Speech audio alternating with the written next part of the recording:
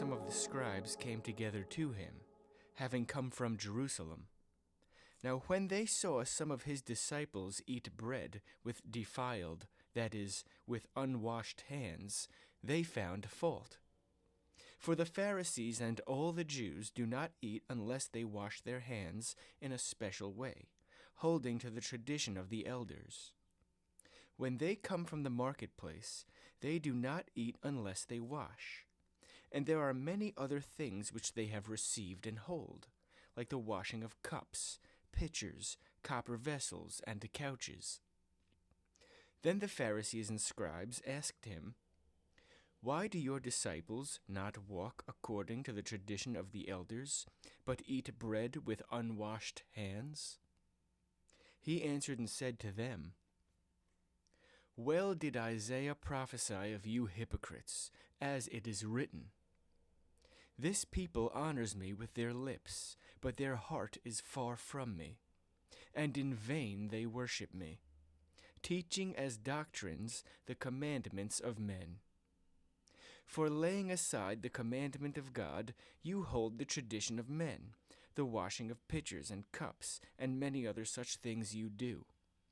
He said to them, "All too well you reject the commandment of God, that you may keep your tradition. For Moses said, 'Honor your father and your mother,' and 'He who curses father or mother, let him be put to death.' But you say, 'If a man says to his father or mother, whatever profit you might have received from me is korban, that is, a gift to God, then you no longer let him do anything for his father or his mother, making the word of God of no effect through your tradition which you have handed down. And many such things you do." When he had called all the multitude to himself, he said to them, "Hear me, everyone, and understand. There is nothing that enters a man from outside which can defile him, but the things which come out of him, those are the things that defile a man. If anyone has ears to hear, let him hear."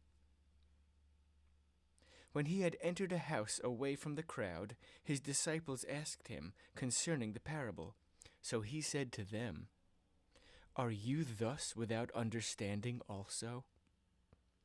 Do you not perceive that whatever enters a man from outside cannot defile him? Because it does not enter his heart but his stomach, and is eliminated, thus purifying all foods?"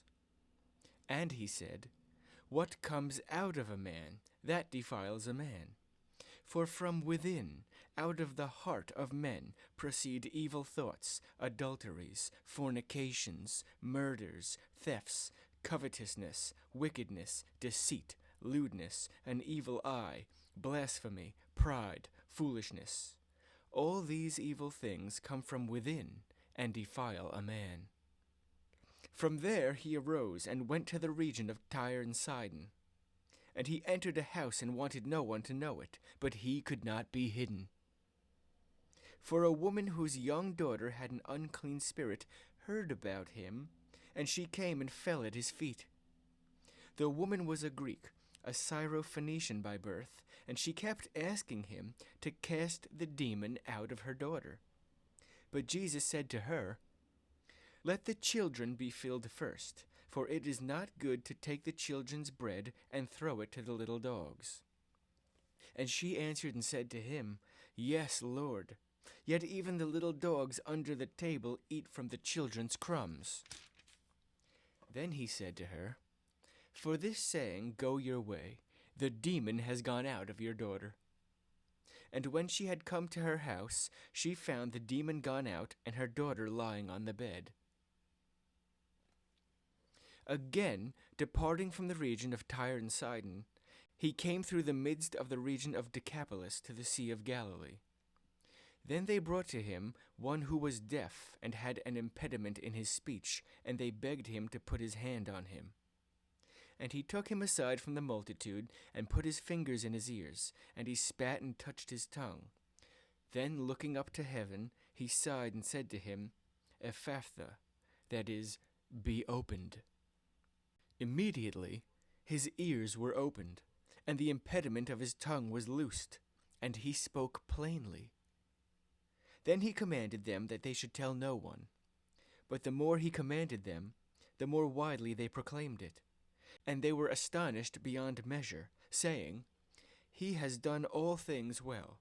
He makes both the deaf to hear and the mute to speak.